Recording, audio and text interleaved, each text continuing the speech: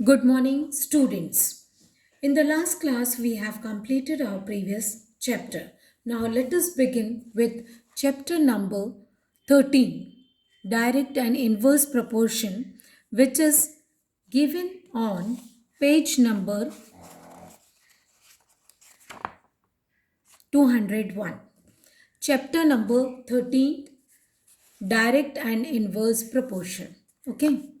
Now, students, what do you mean by direct or inverse proportion? You have studied about proportion in class 6th. Okay. And in your daily life also, you come across such type of situations. Very common situations are there. For example, you want to purchase a single pen. Then the cost of rupees 110, they are telling it is rupees 15. Okay.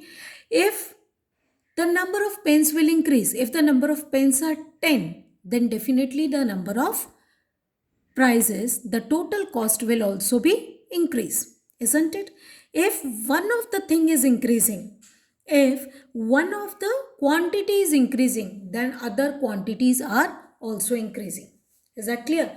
For example, if you are in the class and on your birthday, if you want to distribute the toffees to your only friends, only best friends, then the number of toffees will be less. Maybe you are having 5 best friends or 10 best friends.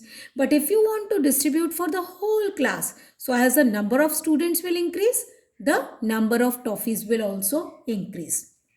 Okay, but in few situations, for example, when you do the group activity, okay, if this page is to be read by two students, okay, then each is getting two paragraphs. But if the same will read by four students, then the one paragraph will move for one child. Means if one quantity is increasing, if the number of child is increasing, then the part read by the students will decrease.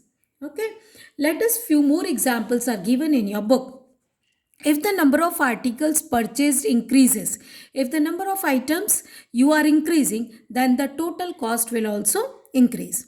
More the money deposited in a bank, for example, if you are depositing 1000 rupees, then you are getting 100 as an interest. Then definitely when you deposit 2000 rupees, then more interest will be given to you. Now, as the speed of a vehicle increase, for example, you are moving, you are going with your own vehicle. Okay, if the speed will increase, then the time taken by your vehicle will decrease. Speed, if the speed is 60 kilometer per hour, you are able to cover that distance in 1 hour. But if it is, the speed will increase, now it is 80 kilometers per hour, then definitely the time will decrease. In less time you will be able to reach your destination. For a given job, if any work, more the number of workers, less will be time taken to complete the work. Okay, if for example four workers are there to complete a wall, to paint a wall, four workers are there. Okay, and if the six workers, if we will improve the number of workers, then definitely six people will complete the wall, paint the wall in less time. Is that clear?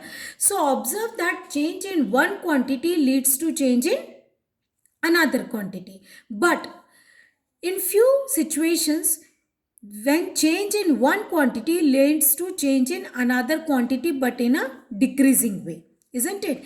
In first and second situation, what you find, that if one quantity is increasing, other is also increasing. But in third and fourth situations, what we are finding, that if one quantity is increasing, the other is decreasing. So what do you mean by direct proportion? If we find that as the value of x increases, x means one quantity, value of y also increases, y means other quantity. We have given the name that one quantity let be x, another quantity let be y.